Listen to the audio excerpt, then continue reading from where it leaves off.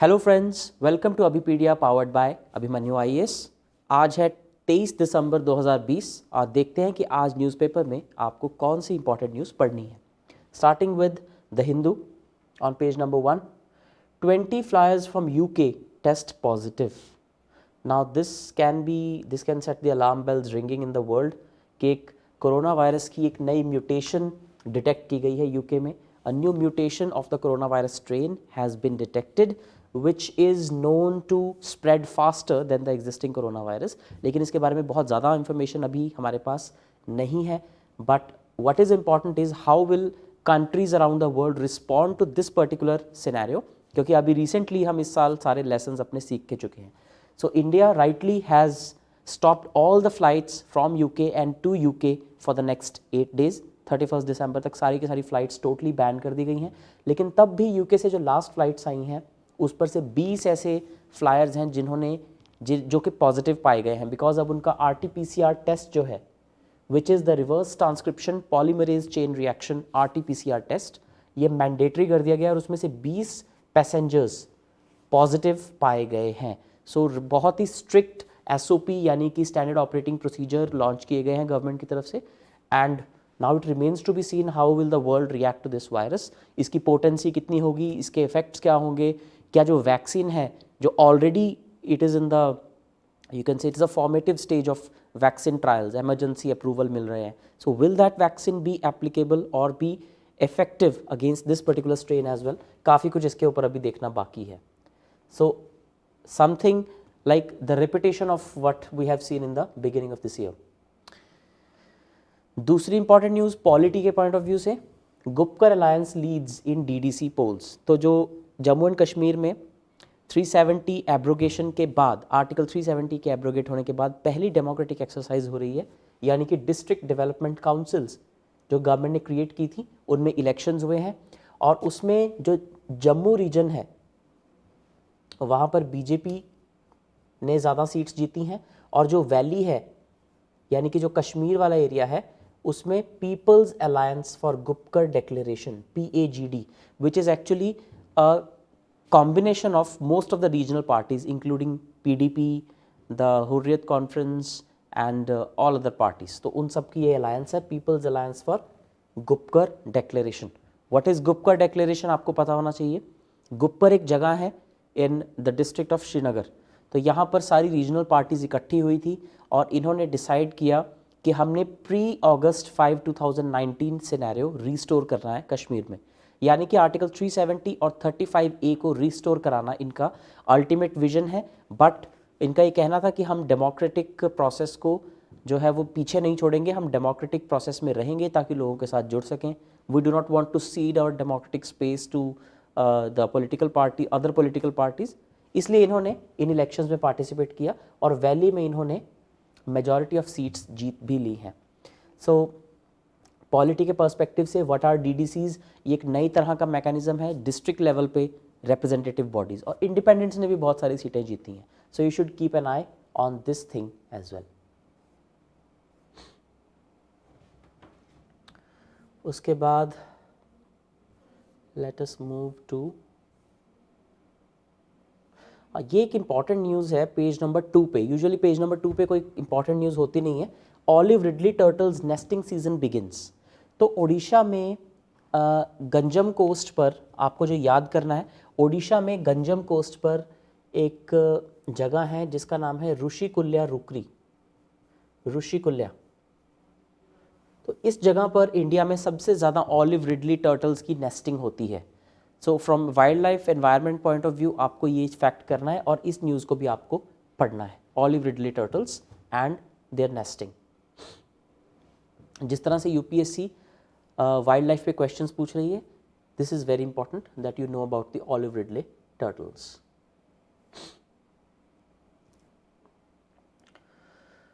Then let us come straight to the editorial page, which is page number 8. तो page number 8 पे पहला article है आपका pandemic resilience. तो पार्लियामेंट्री पैनल ने एक नई सिफारिश की है। Parliamentary standing committee of on home affairs ने कहा है कि एक कॉम्प्रिहेंसिव पब्लिक हेल्थ एक्ट हमें बनाना चाहिए because this year has been really heavy on how we have responded to corona virus, और उससे हमारे हेल्थ इंफ्रास्ट्रक्चर को कितने चैलेंजेस आए, कैसे हमने उसको टैकल किया और क्या क्या कमियां रह गई. तो we need a new act called the public health act. जितना भी स्ट्रेस कोरोना वायरस ने इंडिया के हेल्थ सिस्टम पर कॉज किया, उससे कैसे निपटा जा सकता है. So act is recommended. ये आर्टिकल आपको ज़रूर पढ़ना है. तो क्या क्या इस पैनल के रिकमेंडेशंस हैं, अगर ऐसा कोई एक्ट बनता है तो उसमें क्या क्या होना चाहिए, क्या क्या प्रोविजंस उसमें ऑलरेडी इन्होंने जो है वो रिकमेंड की हैं, and what you will add to that particular thing. तो ये आपको पढ़ना है. सोचिए इस तरह की सिनेरियो में जब हमने इतनी न्यूज़ कर ली हैं कोरोना के बारे में, वट अगर एक नया एक्ट बनाया जाता है जो कि पब्लिक हेल्थ सिस्टम को चेंज करेगा, what should be the new provisions in that act. तो अपनी तरफ से बहुत आप कुछ ऐड कर सकते हैं उसमें. देन दूसरा आर्टिकल है या एडिटोरियल है, that is on Indian economy, delaying the inevitable. तो गवर्नमेंट जो है वो बैंक्रप्सी एंड इंसॉल्वेंसी कोड के अंडर जो प्रोसीडिंग्स हैं उसकी टाइम लिमिट को बढ़ाती जा रही है, because this year has caused a lot of stress on various institutions. तो वो अपने लोन्स जो है वो वापस नहीं कर पाए, बट गवर्नमेंट उनके लिए जो कंसेशंस हैं वो पीरियड बढ़ाती जा रही है, और अब उसको बढ़ाकर 31 मार्च 2021 तक वो ले गई है. राइटली सो, बिकॉज सारे बिजनेसेस बहुत सारे स्ट्रेस में रहे. तो अगर इस एक्स्ट्राऑर्डिनरी टाइम में भी उनको ऑर्डिनरी लॉ के तहत रखा जाए तो अब तक उनमें से आधे से ज़्यादा बैंकक्रप्ट हो चुके होते, इंसॉल्वेंसी के लिए फाइल कर चुके होते. But government is rightly extending this time. However, the editorial is suggesting that this extension should not be indefinite, कि इसको बढ़ाते ही ना रहे गवर्नमेंट हमेशा, because someday or the other government has to take care of those institutions which are not able to repay their loans, which are on the verge of declaring bankruptcy and on the verge of becoming insolvent. तो ये उसमें बताया गया है कि कैसे वो एक लाइन गवर्नमेंट ड्रॉ कर सकती है, that where to stop as far as extending this limit और कंसेशन इज कंसर्न्ड. तो ये आर्टिकल आपको पढ़ना है इंडियन इकोनॉमी के पर्सपेक्टिव से.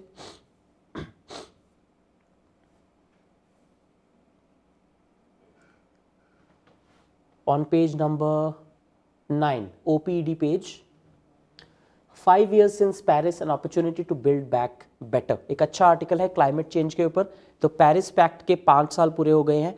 ऐसे में इंडिया के ऊपर क्या क्या मतलब इंडिया क्या क्या कर सकता है, वर्ल्ड कम्युनिटी क्या क्या कर सकती है, एक अच्छा आर्टिकल है, इसको आपको पढ़ना है. Other articles you can simply skip. On page number 10 एक और न्यूज़ है, Western Ghats home to 3,387 leopards. तो कोई भी वाइल्ड लाइफ से रिलेटेड न्यूज़ है, आपको पता है, अब आपको वो पढ़नी है.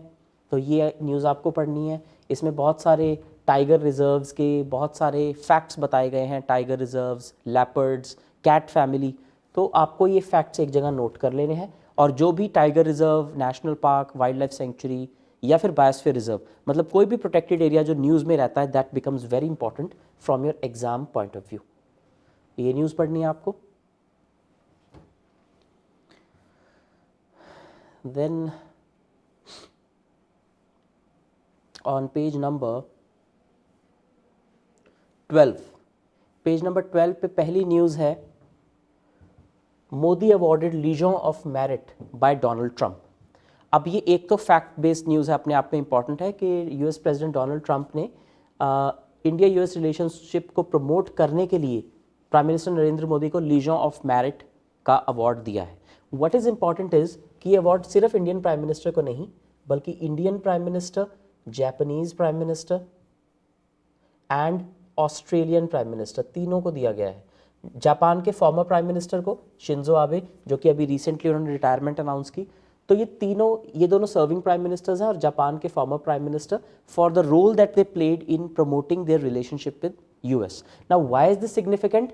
Because US along with these 3 countries is a part of Quad और the security quadrilateral.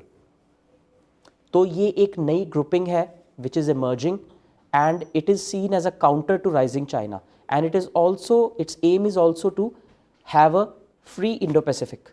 Free Indo Pacific को इंश्योर करना इसका पार्ट है, लेकिन चाइना इसको as a anti China grouping की तरह देखता है. तो अब यूएसए ने इन तीनों कंट्रीज के प्राइम मिनिस्टर्स को ये अवार्ड दिया है. That means this it is signifying the growing strategic relationship among the 4 countries. तो ये इसलिए ज़्यादा इंपॉर्टेंट है. फैक्ट बेस्ड क्वेश्चन भी है ये, लेकिन आपको IR यानी कि इंटरनेशनल रिलेशंस के पर्सपेक्टिव से भी इसको समझना है। Then this news also you have to do, fireflies to shine light for bustards.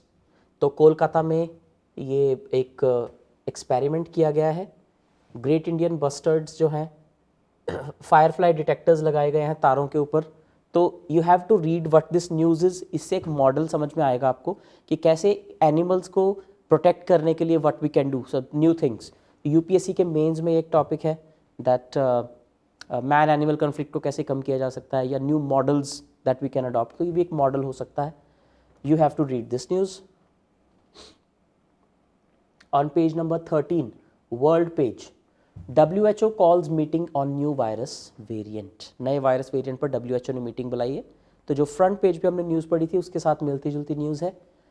You also have to do the role of WHO in case of a pandemic. एक broad आपको prepare करना है, what is the role of bodies like WHO, are they effective और not, how effectively have they function in the post pandemic scenario, तो ये आपको करना है। Then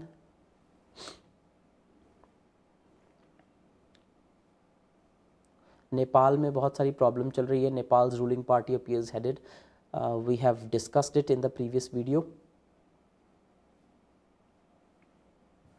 So then let's move on to the next newspaper, which is the Indian Express.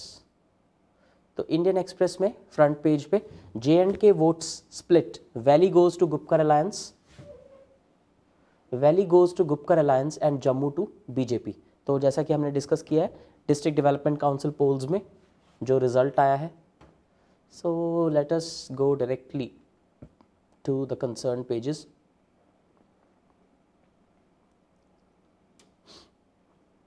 Page number 15, the explained page. इस पे पहला article है Nepal crisis पे, व्हाट्स एट स्टेक। तो नेपाल के जो प्राइम मिनिस्टर थे KP शर्मा ओली, उन्होंने रेकमेंड किया है प्रेसिडेंट विद्या देवी भंडारी को that she dissolve the parliament and new elections be called. तो काफ़ी ज़्यादा इसके अगेंस्ट ऑपोजिशन हो रही है, इस फैसले की ऑपोजिशन हो रही है बहुत ज़्यादा नेपाल में। And what will be its impact on India Nepal relations, ये पूरा आर्टिकल आप पढ़ेंगे तो आपको समझ आ जाएगा कि नेपाल में ये सब कुछ क्या हो रहा है, right. Then secondly, how frauds make use of fake GST invoices, इसे भी आप पढ़ सकते हैं इकोनॉमी की थोड़ी सी अंडरस्टैंडिंग के लिए। And third is Jupiter and Saturn will meet again but current spectacle is still on. तो साइंस एंड टेक्नोलॉजी के पर्सपेक्टिव से इसको पढ़ सकते हैं। वैसे भी अगर आप एक एंथुजियास्ट हैं, you can simply read this news, but important आपको इस पर नेपाल वाली न्यूज़ पढ़नी है। देन व्हाट इज हेयर, इस पे एक ही आर्टिकल आपको पढ़ना है। Yes, consumer is king, new electricity rules aim to make discoms accountable to users, competition not just regulation is necessary to achieve this. ये वाला आर्टिकल आपको पढ़ना है। And moving forward, the last article that you have to read today is this one on page number 17 of Indian Express, the new League of Nations. For India, despite a rising China, this is a favorable geopolitical moment which it must seize to assure its place in a loosely structured multipolar global order. तो इसके writer हैं Shyam Saran, who has been the former office holder in Government of India. So he has been the former foreign secretary of government of India. तो ये article आपको पढ़ना है Indian foreign policy के लिए, कि कैसे इंडिया एक नए मल्टीपोलर ग्लोबल ऑर्डर में अपनी एक अच्छी जगह इंश्योर कर सकता है despite all the wrong things that have been going around in the world.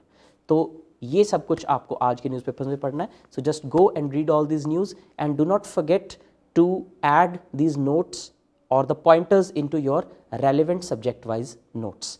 अगर आपको वीडियो अच्छी लगी हो, please like, subscribe and share it with your friends. Do not forget to press the bell icon ताकि रोज़ आप इस video को देख सकें और उसके बाद आप अपनी न्यूज़ पढ़ सकें। Thank you and have a nice day.